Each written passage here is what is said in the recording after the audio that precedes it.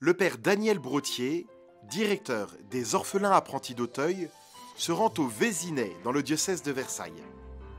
Il s'apprête à reprendre la gestion d'un orphelinat au bord de la faillite, celui des jeunes filles d'Alsace-Lorraine, fondé en 1874. Désormais, le père Brottier l'a décidé. La maison Saint-Charles du Vésinet intégrera l'œuvre des apprentis d'Auteuil et accueillera à la campagne les orphelins de moins de 10 ans. Il confie la direction au père Illon, polytechnicien, ancien militaire blessé à la guerre, dont il a repéré la grande bonté et le désir de faire grandir les enfants. Le père Brottier commence à devenir, il est vrai, le spécialiste de la reprise des œuvres pour enfants en grande difficulté financière. En effet, en 1923, la congrégation des pères spiritains, à laquelle il appartient, lui a confié la mission de relancer la fondation des orphelins apprentis d'Auteuil, dont la situation est catastrophique. Criblé de dettes et devant loger, nourrir, éduquer 170 enfants, l'œuvre est en train de sombrer. Les professeurs menacent de saisir les prud'hommes car les salaires ne sont plus payés. Les jeunes sont au bord de la révolte, ne mangeant plus à leur faim. Les spiritains se sont alors tournés vers l'un des leurs, le père Brottier, car il s'est déjà illustré par ses talents d'éducateur et par sa foi, son audace et son bon sens capable de déplacer des montagnes. À l'issue du premier conseil d'administration, le père Brottier fait cette déclaration fracassante.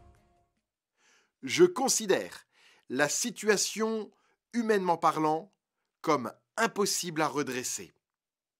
Dans ce cas, il reste à se tourner vers Dieu et ses saints. Thérèse de l'Enfant Jésus m'a prouvé que, pour elle, un miracle est un jouet.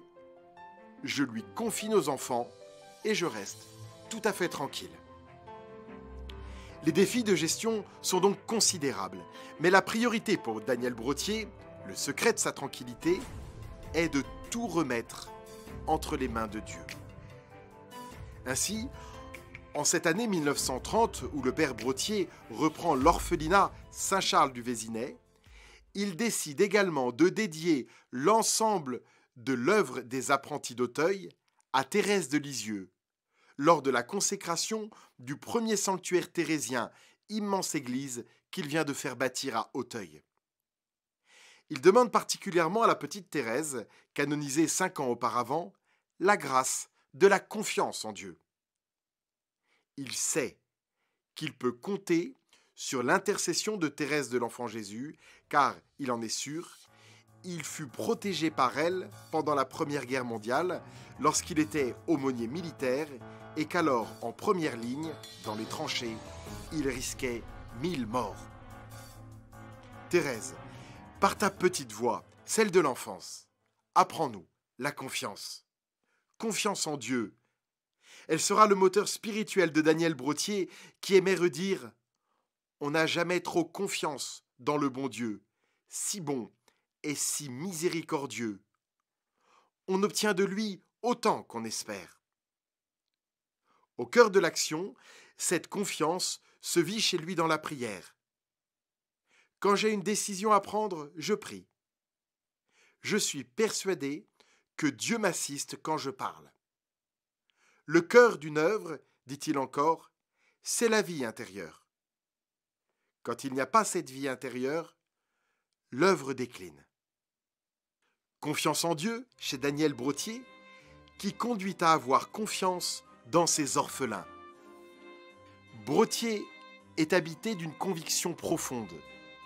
Tout jeune, quelle que soit son origine, a du potentiel et des talents à révéler.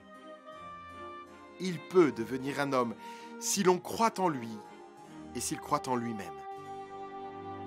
Pour le père Brottier, tout est basé sur la confiance et il fera de « en confiance » son maître mot. Les consignes aux éducateurs sont claires. Voyez surtout si les enfants sont heureux. Les aimer, c'est les comprendre les supporter avec leurs défauts, en essayant avec amour et douceur de les en corriger. Un enfant arrive à Auteuil ou au Vésinet? Dès le premier jour, le père Brottier lui manifeste sa dignité. Il sera bien nourri, appelé par son prénom, choisira ses habits. Tout sera mis en œuvre pour que le foyer lui offre une chaleur qu'il n'a souvent jamais connue.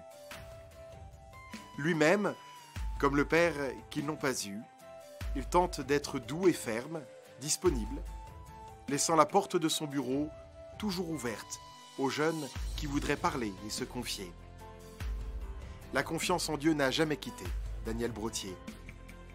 Lui qui rêvait de donner sa vie pour l'évangélisation de l'Afrique comme missionnaire, lui qui un temps discerna un appel contemplatif, il dut accepter que la providence le conduisait ailleurs, vers des défis éducatifs considérables en cet entre-deux-guerres. Mais cette confiance en la providence n'a jamais fait du père Brottier un homme passif, désengagé, attendant que tout vienne du ciel. Au contraire, pour le royaume de Dieu, il n'a pas ménagé ses efforts et s'est engagé de toutes ses forces. Soyons l'évangile en action, aimait-il répéter.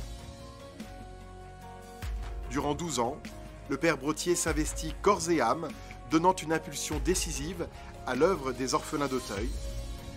Quand il meurt épuisé, en 1936, la capacité d'accueil de l'institution est passée de 170 enfants à 1400 jeunes. Il se sera dépensé sans compter, confiant en Dieu et confiant en ses jeunes, car, comme le dira plus tard la Fondation d'Auteuil, la confiance peut sauver l'avenir.